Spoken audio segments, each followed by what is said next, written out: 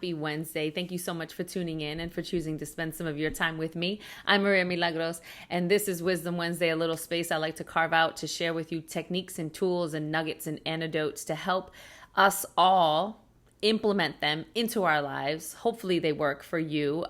Usually the things that I share work not just for me, but have worked for my clients. And sometimes the things that I share may not work for you, right? We have to be self-aware enough to put into practice something for long enough to make a determination about whether or not it's something that's going to work for us, and then decide, like, is that for me? Because not all things are for all people, right? And we have to decide what works for us at this moment, at this time in our lives with what we're dealing with. And hopefully some of the tools and the techniques and the things that I've shared with you help you get to that next level of healthy and happy, whatever that means for you at this time in your life. Because the idea of healthy and happy is constantly evolving and changing as we as humans evolve and change. So this month I'm answering questions that people have been shooting over to me. Last week, someone asked me about confidence and building confidence and like, what do I do to keep my confidence built up? So I shared 5 things that I do last week, and I'll put that video at the end over here somewhere so that you can see that at the end. And this week I want to share 5 more things that I do. And some of them are more like reminders or like reframes of our mindset versus actual to do that I can go take that action and cross that off, right? So a lot of building our confidence and feeling good about our capacity to do something, feeling good about belonging in any room, in any place, and knowing that we are deserving and worthy of being there. Part of that is really about changing this old programming that we have been taught through the course of our lives, either by family or friends or media or the world in general. And really starting to become more and more self-aware about the thoughts that we allow to stay and being intentional about shifting our mindset, right? So let's just dive right in. The first one that I wanted to share was the number one thing that and this is number one for today from this list, is being able to stop caring what other people think about me. Now, when you're growing up as a woman of color, if you have been marginalized in any way, shape, or form, then you know that sometimes that's a lot easier said than done. But it is doable. It's possible because I'm at a point in my life where I really don't care. Like, and it's this practice. It's a practice. It's a required practice. It's a intentional thought that then we have to just keep showing up for, and then catching ourselves when we're like, oh, am I doing this for them, for their approval? Or am I doing this because this is what feels right? This is my truth. This is health and peace and joy and ease for me. Because those things are not always the same as they are for other people. Like we talked about earlier, it depends on who you are and where you are in the course of your life. Not all things are for all people. But the more that I started to say, this year, I'm not going to care about what other people think, and I'm going to catch myself when I find myself worrying about it or making decisions based on what I think other people might think about what I am doing or not doing. So exhausting. So like over it, right? And one of the key parts of that for me was that I was at the post office standing in line, and this was pre-pandemic. And the woman in front of me was a much older woman, and she had on leggings that had the slices in the sides, and it was like super cute. And then I had mentioned to her how much I liked her pants, and she said, if it was a couple of years ago, I wouldn't have worn these because people kept telling me I don't dress my age and I have to act like this and be like this. And she's like, but I just stopped caring, and I wish I stopped caring a long time ago because it's such freedom. And it was like this something, hearing it my whole life and kind of practicing it and wanting to practice it more.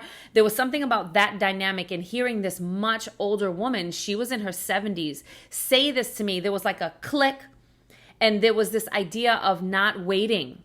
I met older people who are in their 80s and 90s, and they could give 2 craps about what anybody thinks about them because they're like, I'm on my way out. I wish I cared less when I was younger. So I was like, you know what? I'm going to take that on. So that's the first one, is building our confidence is really about not caring about what anybody else is going to think about you, and really living in your truth and being your authentic self, and recognizing that when we do that, in fact, we attract more people who will appreciate us and accept us for who we are rather than who we pretend to be to keep them around. Ooh, That's exhausting. Okay, so the second thing is that I also had to learn how to stop comparing myself to other people, especially to other women, because we're pitted against each other. Media pits women against each other. And if you want to be as sexy as this person, or if you want to be as blah, blah, blah, blah, blah, right? So it's this constant comparison that's happening, and that's exhausting. Ain't nobody got time for that. So the second part of that was really not comparing, because I talked about this last week. Knowing who I am and what I'm good at is really important, because then I'm going to be me, and honey, I'm going to let you be you. And then we can collaborate. We can create a partnership and build community from that space, because I'm not in competition with you. My only competition is me from yesterday, right? So that's the second thing that I really had to start working on in order to build my confidence. And then the third thing is taking that, not comparing, one step further, and choosing to compliment people as much as possible. Compliment others on their hair, on their style, on their clothes, on, something that they said, on the way that they carry themselves, whatever, right? Like, ooh, great idea. Thank you for saying that. Or like, love this whole outfit. One woman, my daughter and I have this tendency, we approach people and we're like, this whole thing, Pinterest right here. Your whole outfit is Pinterestable, right? So like finding ways to compliment other people, because it just reinforces that there is no comparison. There's no competition, right? I see you in all your glory. Yes, queen. And the reason why I can is because I see me, and I am deserving and worthy of love and respect and decency. And so are you. Right? So I want to be part of that solution and sharing and giving that. And then it makes me feel more confident in who I am, because again, I'm breaking down those walls of comparison and competition. And then the fourth thing that I do is I practice using my words. So in the one sense, I use my words. I think about all the things that I'm grateful for, about myself, about my body, about my accomplishments, about my life. Like, those are mine. And what am I grateful for? I'm grateful for my health. Even when it's not at its peak, I'm grateful for it. I'm grateful for my body, even again, when it's not at its peak. When my back is sore, I'm grateful for my back, because that soreness is an indication that something is off and I need to take care of stretching or doing whatever for my body, right? So like spending more time being grateful for who I am and what I have, versus spending all that time and energy wishing I was somebody different or being something different. Right? Like being grateful for this moment and this time, even as I evolve. And then the other part of using my words is using my words to affirm myself. Like I do my affirmations every morning, and then I do them sometimes when I'm teaching class. I'll say out loud. This is a good point to remind yourself how strong and capable and amazing you are, because you have nothing to prove and you are already enough, right? And like saying that out loud to other people and then saying it to myself, especially like when I'm in the shower, I do affirmations while I'm scrubbing, and I'm like, I am beautiful, I am capable, I am evolving, right? It sounds ridiculous to people who this is not a practice for them, but it really helps, again, reinforce my own sense of self, and it helps diminish the need for other people's approval, because I got me. I'm taking care of it, right? And then finally, the last thing is removing the labels.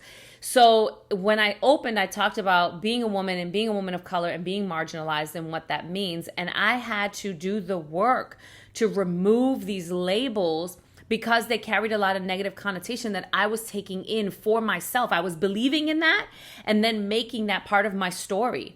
So I had to be conscious about removing these labels and saying, I can keep all the positive things and learn from the negative things, but I don't have to carry the weight of that label.